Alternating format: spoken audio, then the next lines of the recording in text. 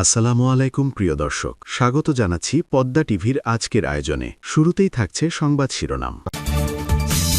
প্রথমেই জানিয়ে দিব, অবশেষে শেখ হাসিনা ও আসাদুজ্জামান খান কামালের ফাঁসির রায় বাতিল হচ্ছে ভারতের নির্দেশে। তারেক রহমানের অ্যাকশন শুরু, মামলায় ভেসে যাচ্ছেন ড ইউনুস। জানিয়ে দেব, নির্বাচনে ওরা শুধু ভোট চুরি করেনি, ডাকাতি করেছে, বললেন নাসিরুদ্দিন পাটোয়ারি। এতক্ষণ শুনছিলেন সংবাদ শিরোনাম, এখন থাকছে বিস্তারিত। তার আগে ভিডিওটিতে লাইক দিয়ে কমেন্ট করে জানিয়ে দিন আপনি আমাদের ভিডিওটি কোন জেলা থেকে দেখছেন বা শুনছেন। প্রথমেই জানিয়ে দেব, অবশেষে শেখ হাসিনা ও আসাদুজ্জামান খান কামালের ফাঁসির রায় বাতিল হচ্ছে ভারতের নির্দেশে। এটা আর কেবল আড়ালের কথা না, রাজনীতির ভেতরের সমীকরণ যারা বোঝেন তারা অনেক আগেই বুঝে গেছেন কোন দিকে বাতাস বইছে। তারেক রহমানের অ্যাকশন শুরু হয়ে গেছে, আর মামলায় ভেসে যাচ্ছেন ড মুহাম্মদ ইউনুস। যেসব মামলায় স্বরাষ্ট্রমন্ত্রী ও প্রধানমন্ত্রী শেখ হাসিনাকে মৃত্যুদণ্ড দেওয়া হয়েছে, সেই দণ্ড বাতিল হয়ে যাবে, এটাই এখন ওপেন সিক্রেট। আর এই বাতিল যেন নির্বিঘ্নে হয়, সে ব্যবস্থাটা ভারত সরকার অনেক আগেই তারেক রহমানের সঙ্গে আলোচনা করে ঠিক করে রেখেছে। এখন প্রশ্ন উঠছে, আওয়ামী লীগ কি সত্যি সত্যি ফিরছে? উত্তরটা আর অনুমানের পর্যায়ে নেই। প্রকাশ্যে দেখা যাচ্ছে আওয়ামী লীগের অফিসে দলীয় ও জাতীয় পতাকা উড়ানো হয়েছে, অফিস খুলে দেওয়া হয়েছে, নেতাকর্মীরা আবার প্রকাশ্যে কার্যক্রম শুরু করেছেন। এটা কেবল কয়েকটা ছবি বা ভিডিওর ব্যাপার না, এটা স্পষ্ট বার্তা যে মাঠে ফেরার প্রস্তুতি শেষ পর্যায়ে। বাংলাদেশ আওয়ামী লীগ অনেকদিন ধরেই নিষিদ্ধ অবস্থায় থাকলেও প্রফেসর ইউনুস সরকারের বিদায়ের সঙ্গে সঙ্গেই দলটি আবার সক্রিয় হয়ে উঠছে। এই ব্যাপারটা এখন আর আড়ালে নেই, খোলা চোখেই দেখা যাচ্ছে। এই পুরো দৃশ্যপটটা বুঝতে গেলে আমাদের নির্বাচন পরবর্তী বাস্তবতায় চোখ রাখতে হবে। নির্বাচনের আগে অনেকে ভেবেছিল আওয়ামী লীগের অধ্যায় বুঝি এখানেই শেষ, কিন্তু রাজনীতি কোনো সোজা লাইনে চলে না। শেষ মুহূর্তে পরিস্থিতি এমনভাবে পাল্টাচ্ছে যে যাদের মনে হচ্ছিল সব শেষ, তাদেরই ঘুরে দাঁড়ানোর জায়গা তৈরি হচ্ছে। এই বদলটা হঠাৎ করে হয়নি, এর পেছনে রয়েছে আঞ্চলিক কূটনীতি, আন্তর্জাতিক চাপ আর দেশের ভেতরের ক্ষমতার ভারসাম্যের হিসাব। মাত্র ৩ মাস, আর যদি বেইমানি করে তাহলে ২ বছর, আর বেইমানি যদি করে তাহলে ১-২ জন না, একাধিকের জীবন দিয়ে সেই বেইমানির ফল ভোগ করতে হবে। এই কথাগুলো এখন রাজনৈতিক অঙ্গনে ঘুরে বেড়াচ্ছে। এটাকে অনেকেই হুমকি হিসেবে দেখছে, আবার অনেকে এটাকে ক্ষমতার নতুন সমীকরণের ইঙ্গিত হিসেবে দেখছে। রাজনীতিতে বেইমানির মূল্য যে কতটা চড়া হতে পারে, বাংলাদেশের ইতিহাস তার প্রমাণে ভরা। ফলে এই ধরনের বক্তব্য কেবল কথার কথা নয়, এগুলো ক্ষমতার লড়াইয়ের বাস্তব রূপক। গতকাল পরশুর মধ্যেই শোনা যাচ্ছে কোনো এক ব্যক্তি ড ইউনুসের বিরুদ্ধে দুর্নীতির মামলা করবে। এটা কাকতলীয় নাকি পরিকল্পিত সেটা সময়ই বলবে। তবে এটুকু নিশ্চিত, এখন যেভাবে মামলা মোকদ্দমার ঢেউ উঠছে তাতে বোঝা যায় যে ক্ষমতার পালাবদলের আগে পরে আইনি লড়াই আরও তীব্র হবে। একই সঙ্গে বিভিন্ন জায়গায় এনসিপির নেতাকর্মীদের পেটানো হচ্ছে, শিবিরকেও মোটামুটি একইভাবে মারধরের মুখে পড়তে হচ্ছে। এই ঘটনাগুলো দেখাচ্ছে যে রাজনৈতিক মাঠে শক্তির প্রদর্শন শুরু হয়ে গেছে। ঢাকা বিশ্ববিদ্যালয়ে গোলাম আজমের ছবি টাঙিয়ে সেখানে জুতা মারা, এই ঘটনাও শুধু প্রতীকী প্রতিবাদ না, বরং আদর্শিক সংঘাতের প্রতিপ্রকাশ। বিশ্ববিদ্যালয় বরাবরই বাংলাদেশের রাজনীতির সূতিকাগার। সেখানে যা ঘটে তার প্রতিধ্বনি জাতীয় রাজনীতিতে পড়ে।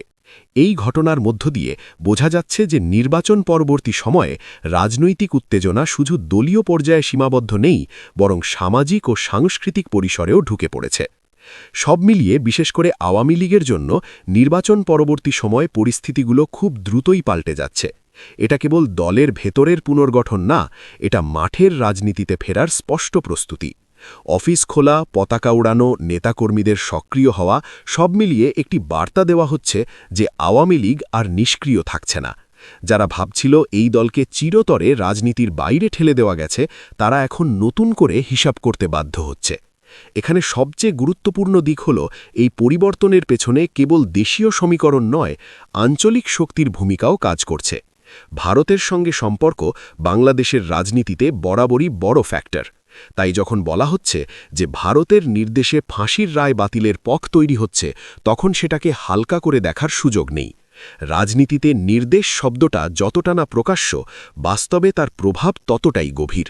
সামগ্রিকভাবে দেখা যাচ্ছে যে রাজনৈতিক বাস্তবতা তৈরি হচ্ছে, তাতে আওয়ামী লীগ ধীরে ধীরে আবার দৃশ্যমান শক্তিতে পরিণত হচ্ছে। ইউনূস সরকারের বিদায়ের পর যে শূন্যতা তৈরি হচ্ছে, সেই জায়গা পূরণে অনেকেই প্রস্তুতি নিচ্ছে। কিন্তু মাঠের বাস্তবতা বলছে এই দৌড়ে আওয়ামী লীগ অনেকটাই এগিয়ে যাচ্ছে। পরিস্থিতি দ্রুত বদলাচ্ছে, আর এই বদলটা আপাতত স্পষ্টভাবেই আওয়ামী লীগের পক্ষে যাচ্ছে। নির্বাচন পরবর্তী সময়ে দেশের রাজনৈতিক অঙ্গনে নতুন করে উত্তাপ ছড়িয়েছে। নির্বাচনে অনিয়ম ও কারচুপির অভিযোগ এনে জাতীয় নাগরিক পার্টির মুখ্য সমন্বয়ক নাসির উদ্দিন পাটোয়ারি বলেছেন, ওরা শুধু ভোট চুরি করেনি, বরং ডাকাতি করেছে। সোমবার ১৬ ফেব্রুয়ারি বাইতুল মোকাররম জাতীয় মসজিদের উত্তর গেটে সারা দেশে নির্বাচন পরবর্তী সহিংসতা, নির্যাতন, নিপীড়ন, হত্যা ও ধর্ষণের প্রতিবাদে জামায়াত-সহ ১১ দলীয় নির্বাচনী ঐক্যের উদ্যোগে আয়োজিত বিক্ষোভ সমাবেশে তিনি এসব কথা বলেন। এই সমাবেশে বিভিন্ন দল ও সংগঠনের নেতাকর্মীদের উপস্থিতি ছিল চোখে পড়ার মতো, যা নির্বাচন নিয়ে জনমনে জমে থাকা ক্ষোভের বহিঃপ্রকাশ হিসেবেই দেখা হচ্ছে। সমাবেশে বক্তব্য রাখতে গিয়ে নাসির উদ্দিন পাটোয়ারি বলেন, আল্লাহর কাছে শুকরিয়া জানাচ্ছি, জনগণের সামনে ভোট ডাকাতদের উন্মোচন করতে পেরেছি। পার্লামেন্টে যে ভোট ডাকাতরা গেছে, জনগণের সামনে আমরা বিরোধী হিসেবে হাজির হয়েছি। আমরা রাজপথে থাকব। তার ভাষায়, যারা ভোটে ইঞ্জিনিয়ারিং করেছে, ভোট ডাকাতি করেছে এবং নতুনভাবে জুলুম চাপিয়ে দেওয়ার চেষ্টা করছে, তাদের বিরুদ্ধে কড়ায় গণ্ডায় হিসেব নেওয়া হবে। এই বক্তব্যের মধ্য দিয়ে তিনি স্পষ্টভাবে জানিয়ে দেন যে জাতীয় নাগরিক পার্টি কেবল সংসদের ভেতরে সীমাবদ্ধ থাকবে না, বরং রাজপথের আন্দোলনকেও তারা সমান গুরুত্ব দেবে। নির্বাচন পরবর্তী সময়ে সহিংসতা, নিপীড়ন ও বিভিন্ন অনিয়মের অভিযোগে দেশজুড়ে যে অসন্তোষ তৈরি হয়েছে, সেটাকে সামনে রেখে এই বিক্ষোভ সমাবেশ আয়োজন করা হয়। আয়োজকদের ভাষ্য অনুযায়ী বিভিন্ন এলাকায় ভোটের পর প্রতিপক্ষের নেতাকর্মীদের ওপর হামলা, গ্রেপ্তার ও হয়রানির ঘটনা ঘটেছে। এসব ঘটনার প্রতিবাদে মাঠে নামার প্রয়োজনীয়তা অনুভব করেছে ১১ দলীয় নির্বাচনী ঐক্য। সমাবেশে উপস্থিত নেতারা বলেন, নির্বাচন শেষ হলেও রাজনৈতিক সংগ্রাম শেষ হয়ে যায় না, বরং প্রকৃত গণতন্ত্র প্রতিষ্ঠার লড়াই তখনই শুরু হয়। নাসির উদ্দিন পাটোয়ারি তার বক্তব্যে ওসমান হাদি ভাইয়ের বিচারের দাবির বিষয়টিও তুলে ধরেন। তিনি বলেন, এই বিচারের দাবিতে তারা মাঠে নেমেছেন এবং সরকার ও প্রশাসনের কাছে দ্রুত বিচার নিশ্চিত করার আহ্বান জানাচ্ছেন। তার মতে, দীর্ঘদিন ধরে বলা হচ্ছিল নির্বাচন ও বিচারকে মুখোমুখি করা যাবে না, কিন্তু বাস্তবতায় দেখা যাচ্ছে নির্বাচনের পরপরই বিচার ও জবাবদিহির প্রশ্ন আরও তীব্র হয়ে উঠেছে। তিনি দাবি করেন, তাদের আন্দোলনের মাধ্যমে তারা প্রমাণ করেছেন যে তারা নির্বাচন বিরোধী নন, বরং তারা একটি সুষ্ঠু, নিরপেক্ষ ও গণতান্ত্রিক ব্যবস্থার পক্ষে অবস্থান নিয়েছেন।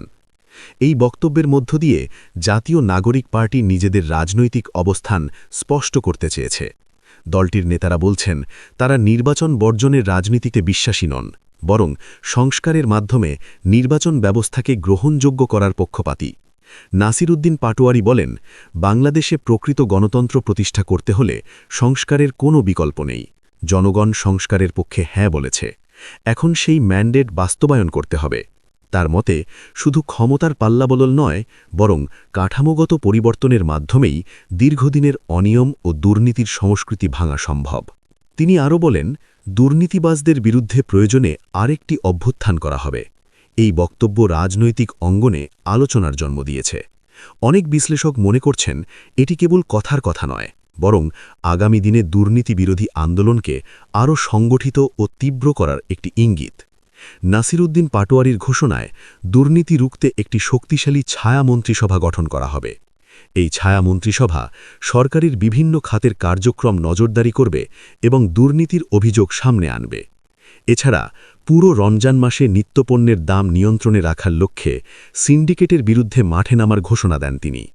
দেশে দ্রব্যমূল্যের ঊর্ধ্বগতি সাধারণ মানুষের জীবনে বড় চাপ তৈরি করেছে। নিত্যপণ্যের বাজার নিয়ন্ত্রণে সিন্ডিকেটের দৌরাত্ম্য নিয়ে দীর্ঘদিন ধরেই অভিযোগ রয়েছে।